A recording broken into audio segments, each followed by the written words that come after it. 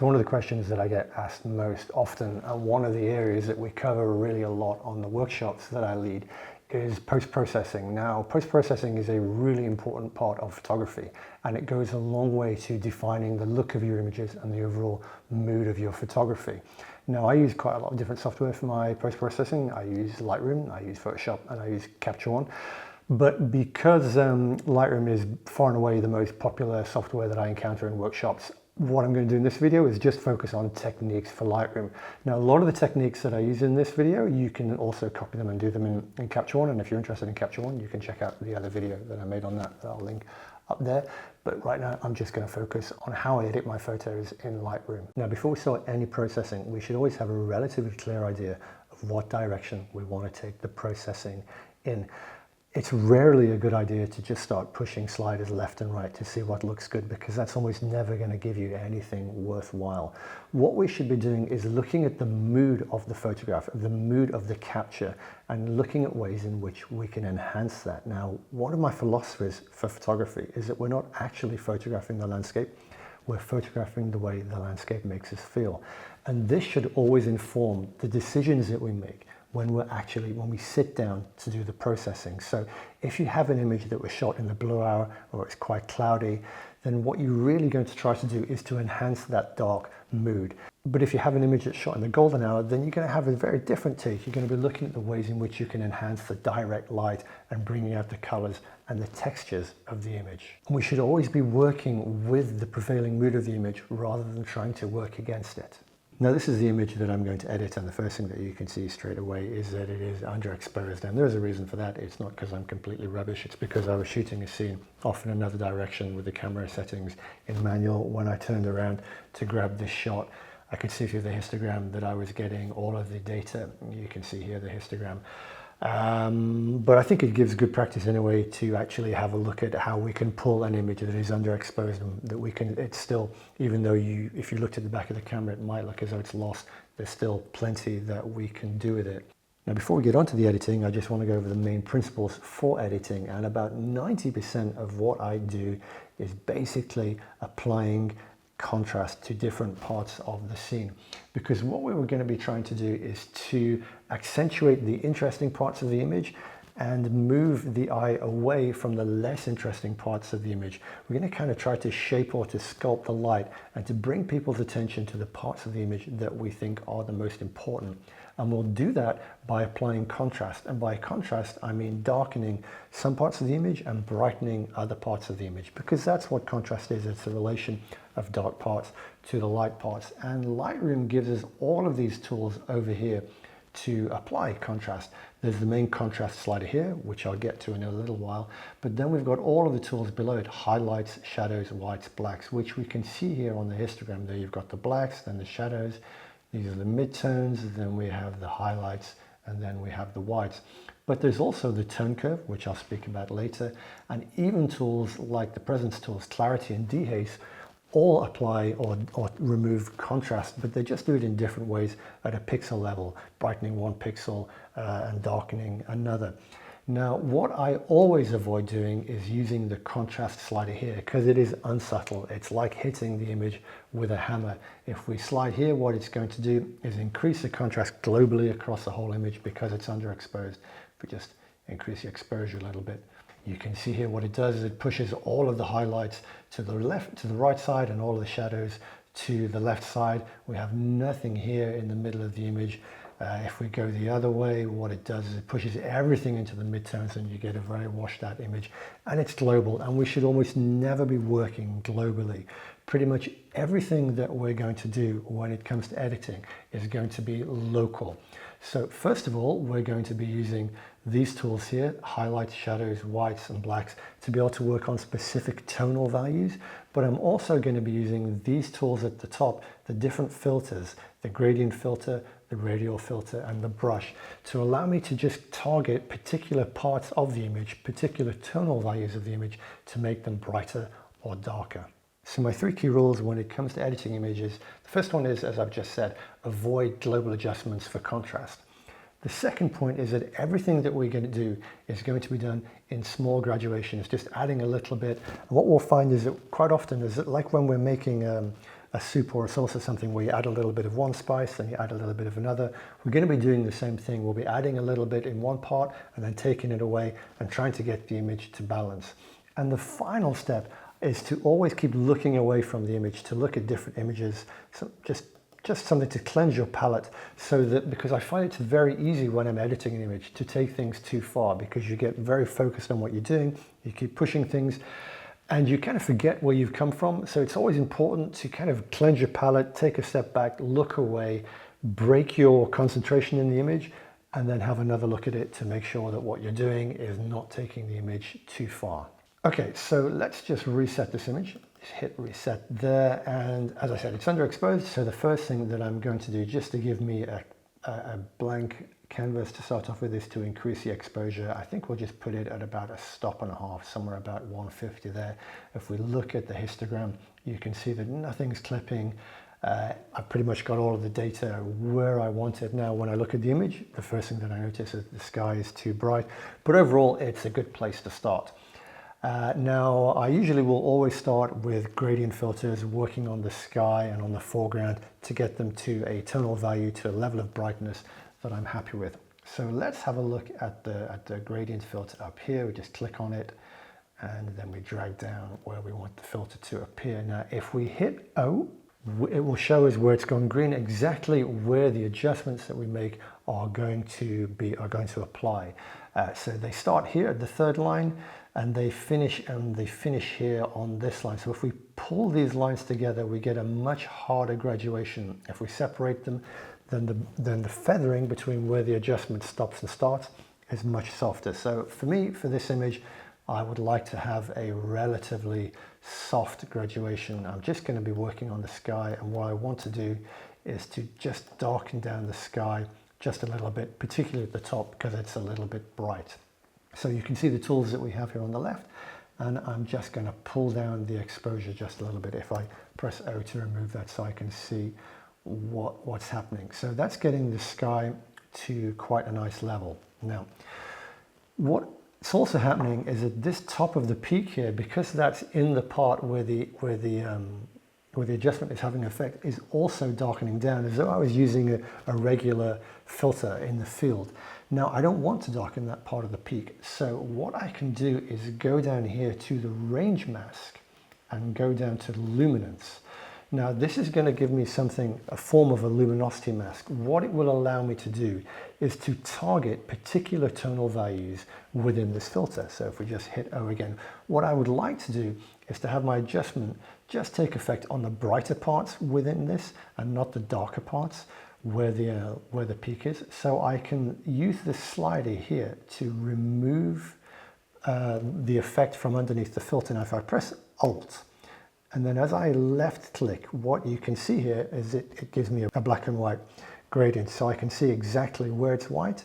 That's where the adjustment is going to take effect. Now, as I move this to the right, now this is away from the shadows. What this is doing is it's removing the shadows from the filter. So you can start to see that the darker parts where the shadows are, so where the mountain is, are slowly going darker and darker, which means that they are being removed from the effect. So now you can see that that actually hasn't been affected so much. It's washed it out a little bit. So I think what I'm going to do is just go back. Something like that. It's green because I still have the O switched on. So something like that. Now, this is relatively subtle. Just to give you a more extreme example of that, let's have a quick look at this image here. Now, you can see I wanted to darken the sky down. This is the filter that I used, but I really didn't want to darken these peaks. So I used the range mask here, which you can see if I just click on it, to move this away from the shadows and remove the peaks, to mask them out from the filter. Now, if I move that back, you can see that everything is affected. And as I move that to the right, then it meant that the filter, the adjustments no longer affected the shadow parts of the image. Now, the range masking is an incredibly powerful tool because it allows us to target even further localized parts of the image. So you can see I've already darkened the sky just a little bit. If I click this, then you can see the effect that it's had. The sky no longer looks quite so bright, but it's still quite bright at the top. And as I was saying earlier on in the video, what I want to do is to shape the light. I want to focus the eye on these parts of the peaks here and on this side of the ridge here.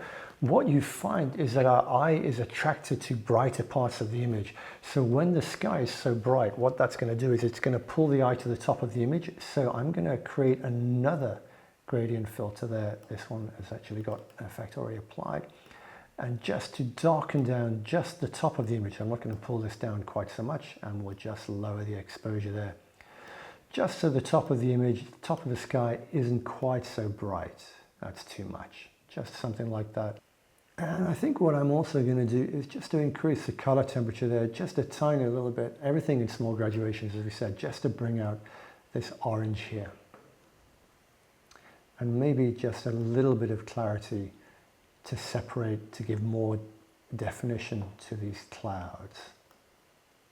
But not too much. If you do too much, it starts to look unnatural. So we just need, again, everything in small graduations. Now what I'd like to do is to try to create some separation between the three different layers of peaks, this one, and this one. Now this is looking very dark, so I think what I'm going to do is just to apply another filter here, just to bring that up and brighten that a little bit. So we'll do that by lifting out the shadows. And what that does is it separates this a little from here, because we've got the scree on the side, whereas that's very much shadowy, and it just gives it a little bit more of separation between these different peaks, a little bit more detail. But I also don't want this bottom part here to be too bright, and you can see I just caught the roof of the refugio, so I'm just going to drag another, like I did with the sky, just another gradient filter in, and just darken that very bottom bit down just by dropping down the exposure and the shadows just a little bit. So what I've done now by darkening the top and the bottom is kind of create a sort of vignette which pulls our eye towards the center of the image, to this area here, and that's what vignettes are for. Now later on what I might do is come back in and crop this, so I'll crop a little bit close to the side, but crop that that roof off there. But I always leave cropping to the end, because I always think that maybe later on I'm going to change my mind. So with Lightroom, you can always go back and adjust the crop, but if I take this image out of Lightroom into Photoshop to sharpen it or to do some extra work on it, then the crop's going to be locked. So the cropping is always the last thing that I do in any part of the process. Now the next tool that I'm going to use, and that is a part of all of my editing process, is the Radial filter here, this one, the circle. Now this gives you a circle or an ellipse shaped filter. If we hit O again, you can see that all of the effect is going to take place within there. It's feathered, so it's not going to be strong. Now, for some reason, when I do my workshops, this invert box here sometimes is unchecked on some people's Lightroom, sometimes it's checked. I don't know if it's one of the, how people set it up. I always have the radial filter checked to invert, because I want any adjustments that I make to take place inside of the radial filter and not outside. So just make sure that that's always checked. And you should always have it feathered. If you don't have it feathered, then you're going to have a hard edge between where the adjustment stops and where the adjustment finishes. So I will always have the feather set to 100%, because what I use the radial filter for most often is bringing in light. It's bringing in some kind of side light or ambient light to brighten parts of the image and to enhance any light that kind of exists there. So if I click off the O, so we can see that there is kind of alpenglow, some light that's bouncing off the horizon and still giving some kind of ambient light to these peaks here. You can see along here and along here. And what I'd like to do is just enhance that a tiny little bit. And the best way to do that is with the radial filter, because it just gives me a much better impression of light coming in from the side. Now, there are different ways of brightening up an image. The one that I prefer to do is to use the Dehaze tool. Now, most commonly the Dehaze tool is people take it to the right to take away haze, which gives you this really strong, high contrast look. I never use that. What I use the Dehaze tool for most often is to bring in a kind of hazy brightness, because it's much closer to the way light actually feels. That's because the light that we see in mountains or in any landscape is usually coming through lots of artifacts, lots of bits of dust and stuff like that in the atmosphere.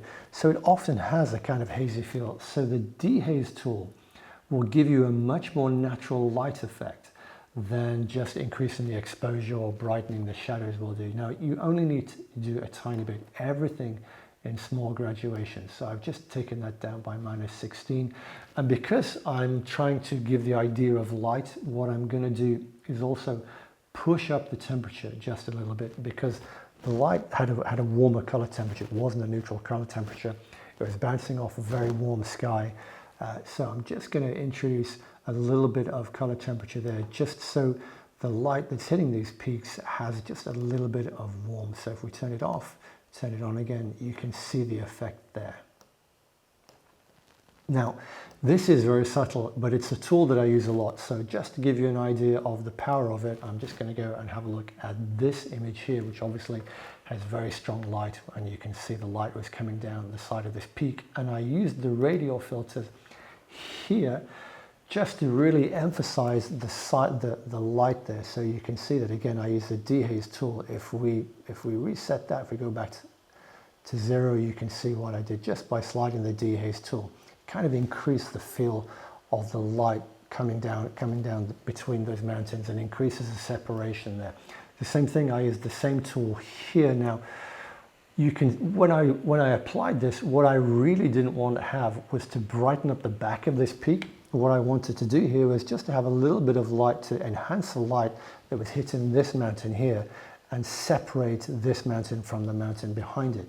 So in this particular case, what I did was, when I was in the Radiant tool, I then selected the brush here, not the brush tool from the top menu, but from the mask tool here, and then selected erase. And this just allows me to erase parts from within the mask that I don't want to be affected. So I just brushed out all of the effect here that would have been affected, the whole of the inside the radial mask. Because, as I said, I didn't want to have that effect there. So always remember that when you're inside a mask, whether it's a gradient filter or a radial filter, you can always use the brush tool to brush out parts of the area that you don't want to be affected.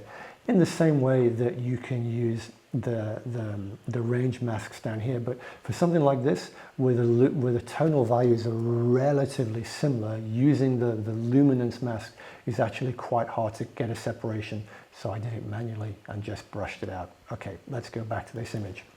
And just by looking away from the image and coming back to it and looking at it again, actually looking at it with a fresh eye, then it looks to me as though I think I've overexposed it. I've increased the exposure too much. It's a little bit too bright. So there's a few adjustments that I want to make, because I think when I pushed the exposure up originally, I was coming at it at a place from the image being very, very underexposed. So what I'm going to do is just dial that exposure back just a tiny little bit. And I'm going to go back into the mask here. And first I'm going to widen it a little bit just to make sure these areas are covered here. And I think I'm just going to pull that dehaze back. Now, one thing that I didn't do that I should have done is, whenever you apply dehaze, it increases the brightness and it gives it that kind of hazy light effect, but also it reduces the contrast a little bit. So just by adding a little bit of clarity, that's just going to make those peaks just keep a little bit more definition that could have been removed when the dehaze tool went across the whole lot of it there. So I just add a little bit of clarity there, not too much, again, everything in small graduations, and just a tiny little bit of texture. Okay, so the image is slowly getting there. What I'd like to do now is have a look at the final local adjustment, and that is the brush here. So if we just click on the brush, again, you can see that we have access to all of these tools. And what I would like to do is just to brighten subtly particular parts of the image here, to again increase the effect of the light on these peaks, and also just to give me a little bit of contrast in these little bits of scree here, just to separate it a little bit.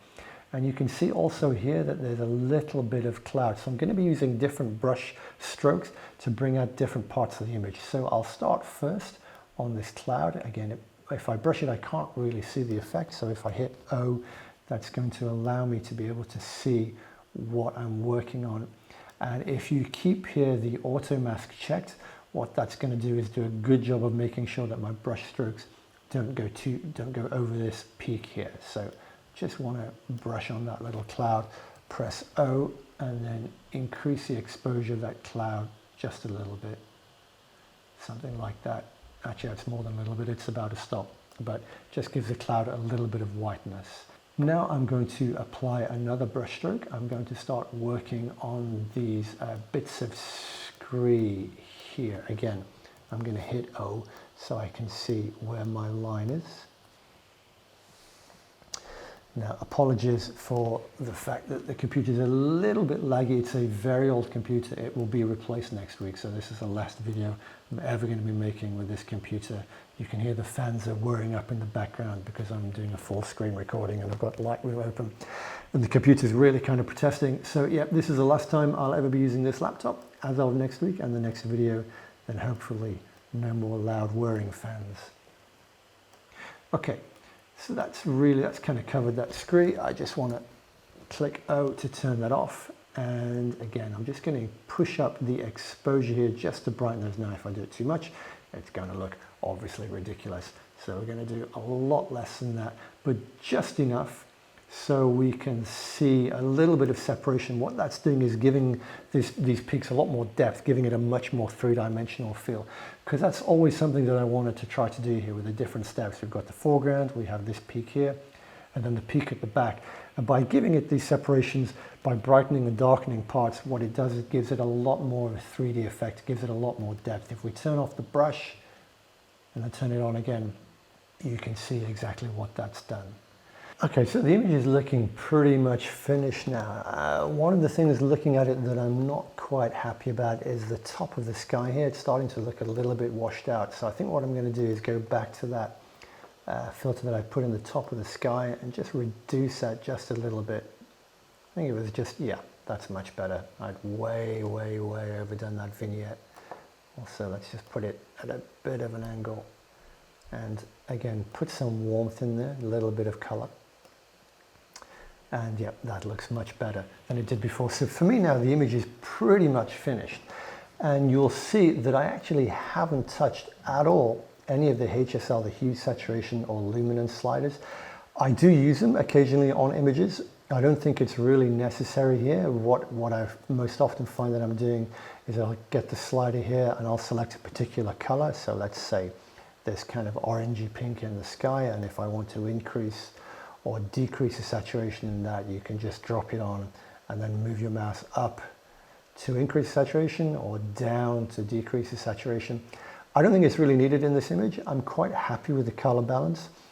I find that contrast, any application of contrast is always going to make the image appear more saturated anyway. And if you already have quite a pleasant color palette, which I felt this image did have, I quite like the magenta of the blue hour, then really it's very rare that I find myself playing around with saturation too much, unless there's a color that really needs to be removed or pushed up. But that's, again, it's never globally. I'm always just going to be working on a particular color tone or a particular part of the image.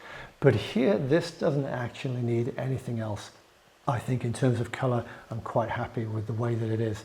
Now, what I also haven't done is applied any sharpening. Now, I very rarely do much in the way of sharpening to my images, to my raw images. They will be sharpened just for output, depending on what that is, whether it is for web output or whether it's for print output. I think because what I can do is have a look at this and maybe just apply some clarity and texture, but I don't want to apply it to the sky. If you remember, I already applied clarity to the sky, so I'm just going to use another gradient filter here and just cover all of the foreground all the way up to about there and just increase clarity and texture. I think it's probably better to zoom in here. We can just hit Z to zoom, so I can have a look at what effect that's actually having on the peaks. Now, I'm not particularly obsessive about having super sharp, super high detailed images. It's not something that's important to me.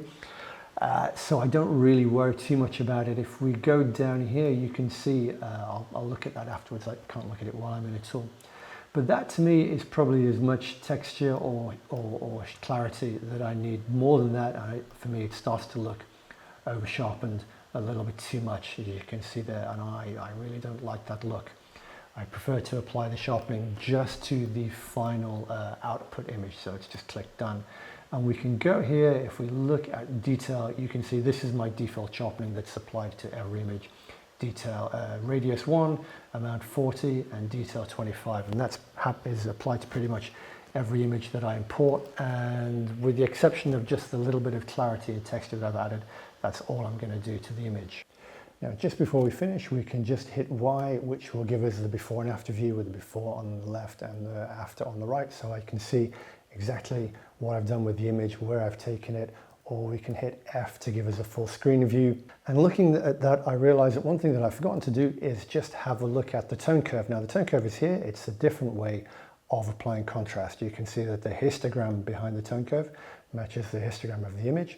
So we have over here on the right the highlights, and over here on the left the shadows.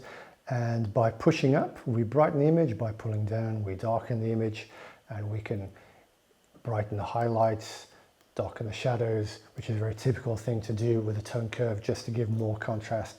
But I've spent a lot of time working with the contrast on this image. I don't really feel that it needs anything else, except for one thing that I normally like to do, which is just to push the blacks up here just a tiny, tiny bit. Something like about 7%, a bit less than that. Let's go back down to here. And because that's pushed all of the curve up, I'm just going to put a notch on here and make sure the shadows are back down at the level where it was before, so the rest of the tone curve is pretty much as it was, and it's only the blacks here that I'm affecting. Now, the reason that I'm doing that is that digital blacks are usually very, very black, and it's not the way that our eyes normally see blacks in real life. So just by lifting up the tone curve a little, you can see the effect here if I turn it off and on. What it does is it just gives the shadows just a little bit more texture. It makes it look a little bit more filmic. It's brightening it up.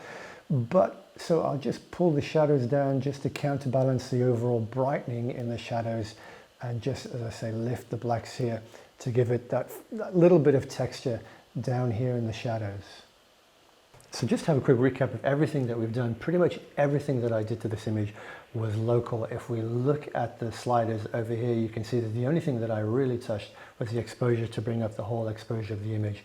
And everything else was then done just using local adjustments, like the different gradient filters that I've used throughout the image, the radial filters, and also the brush. Everything locally, everything in small increments. So I'd just like to take this opportunity to say thank you to Squarespace for sponsoring this video, and by doing so, helping creators like myself to produce these kind of videos. Now, I've been using Squarespace for my own website for quite a few years now, and I've been really, really happy with them, because for me, the website is the center of everything that I do, from the galleries of my photography images to the workshops that I lead. So it's really important that the website that I have represents my work in the best possible way. Now, Squarespace gives you all kinds of opportunities to create a website which looks exactly how you want it to look. And for someone like me, who is utterly useless at coding, it's incredibly simple and intuitive to use, to be able to design galleries, to be able to create blogs and workshop itineraries that just look really, really nice. So if you're interested in having a look at Squarespace, you can sign up for a free 14-day trial at www.squarespace.com/Andy Mumford. And if at the end of the trial you decide that you would like to use Squarespace for your own website, then you can just enter my name, Andy Mumford, into the box for the discount code and get a 10% discount. So I hope that's been interesting, and I hope it's been useful. And if you've got any questions, or if there's anything that you'd like to know, just drop me a comment down below or send me an email and I'll get back to you. And as always, thanks for watching, and thanks for all the support of the channel, and take care.